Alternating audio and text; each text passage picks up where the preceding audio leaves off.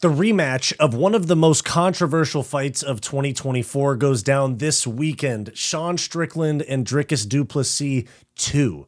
Now, many people think that Sean Strickland won the first fight, but it went to DDP by split decision. Since then, they both have gotten one win, one very impressive for DDP, one kind of iffy for Sean Strickland. So in this video, we're going to do a breakdown and official prediction for the main event of UFC 312, Strickland versus Du Plessis 2. I'm Wyatt, and this is Fight Society.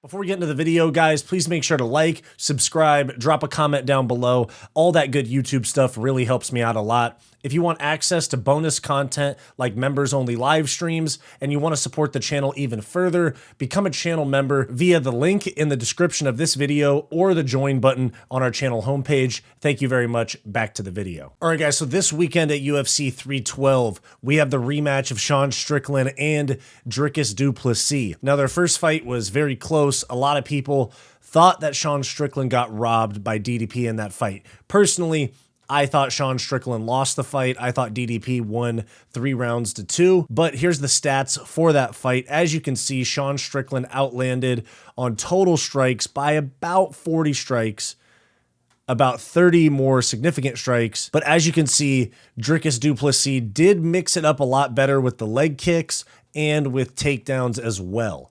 Now, the round that was really contested, as you can see, is round 3, because 2 judges had Dricus Du Plessis winning round 3, as you can see right here, and then Sal D'Amato had round 3 for Sean Strickland.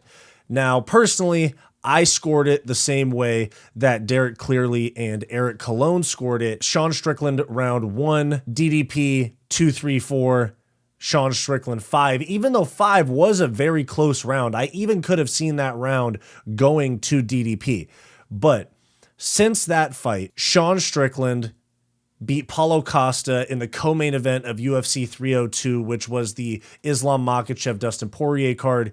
He won 4 rounds to 1, if we're being serious. He won 4 rounds to 1, 3 rounds to 2. One of the judges had one of the worst scorecards I've literally ever heard on a UFC card, where they gave this fight 49-46 to Paulo Costa, which is crazy. Even though Sean Strickland clearly won the fight, it was a really, really boring performance, and in my opinion, not really the most worthy of a title shot, but they promised it to him. A lot of people thought that he beat Dricus Du Plessis in the first fight. Yeah, it's fine. I mean, it's here now, but I personally think that there's a lot more impressive contenders that could be fighting in this fight, especially Khamzat Chimaev after beating Rob Whittaker, and now after this past weekend, Nasruddin Imavov obviously wouldn't be fighting on this card, but he's in the title mix now after knocking out Adesanya. Now, since their first fight, Adesanya versus Dricus Du Plessis at UFC 305 took place. And honestly, one of the better fights, especially one of the better main events of 2024, ended up going to Dricus Du Plessis by 4th round, I think it was, but 4th round submission via a rear naked choke. Adesanya had a great performance, was more boxing heavy against Dricus Du Plessis, either because he was expecting takedown attempts or because of like potentially a injury to a leg or something like that. But that was a really interesting fight. I had it super even up until the finish. Could have gone either way, but DDP is a pain in the ass for these middleweights to deal with. He's tough, he's awkward, he's super, super strong, and he ended up finishing Israel Adesanya. So Israel Adesanya has actually been finished in his last 2 fights. Now, when we look at their resumes, you have Dricus Du Plessis, who's 22-2. Only 2 losses, one to Roberto Soldic back in 2018 by KO down at 170, and then also he got submitted by a guillotine all the way back in 2014 where he got choked to sleep.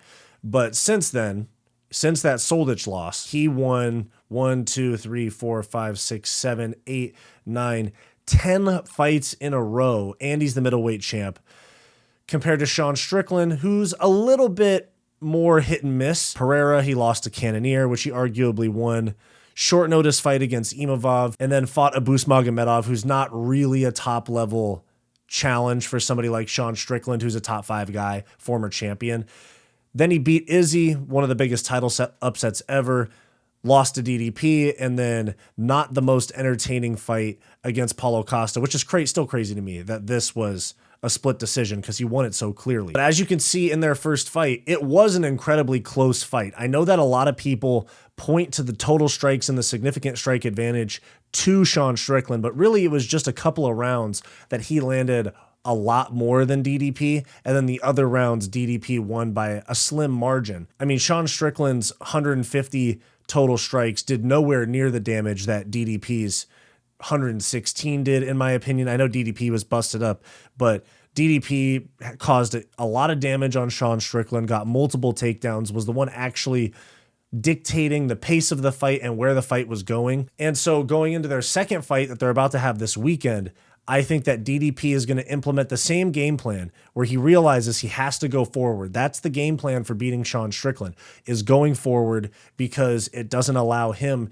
to start getting off jab, teep, and kind of just run out the clock, running up points, essentially. I think that this fight is going to go pretty similar to the first fight, with DDP edging out more of those close exchanges, more wrestling scrambles. So I think it's going to happen in all facets of the game. There'll be takedowns. There's going to be striking. I don't think it'll be a stand-up battle the whole fight.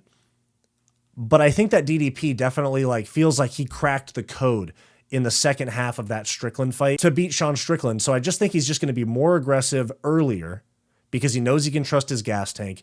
He knows that if he puts the pressure on Strickland, he's going to be able to pull ahead, because Sean Strickland doesn't have power or any sort of finishing capability where he can snatch up a quick guillotine on a takedown attempt or land a right hand or a left hand that puts somebody to sleep. He just doesn't have that. So if DDP implements a really aggressive offensive game plan early, I think the fight's just going to slip away from Strickland in the first 3 rounds. I'm not necessarily saying a finish. I'm kind of leaning towards this being a really dominant decision for DDP, but I could see a late round finish. Sean Strickland's a really tough guy, hard to finish. I don't think DDP is going to get Sean Strickland out of there in the first round or anything, but I do think it's going to be a relatively well-matched ass beating from Dricus Du Plessis. That's honestly my take. So my official prediction is Dricus Du Plessis 49-46 decision, or a 5th round stoppage, a ground and pound TKO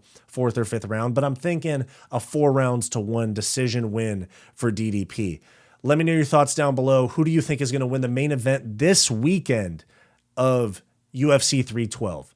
I'm Wyatt. This is Fight Society. Like, subscribe. Goodbye. Thanks for watching this video, guys. Please make sure to like, subscribe, drop a comment down below. All that good YouTube stuff really helps me out a lot. If you want access to bonus content, become a channel member through the link below this video or the join button on our channel homepage. If you're interested in some non-MMA content from me, go check out my podcast, What's Up Bro, with Wyatt and Bo, linked below this video. Go watch this suggested video, and I'll see you next time.